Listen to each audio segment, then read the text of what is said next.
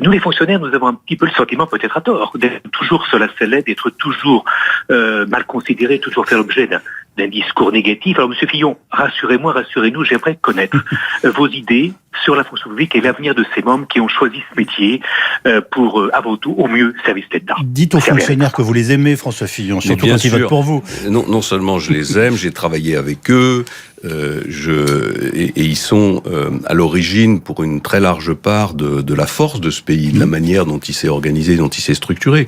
Simplement, aujourd'hui, on a 5 millions d'emplois publics en France. Et on a 2200 milliards de dettes. C'est insoutenable. Je suis l'un des seuls à le dire.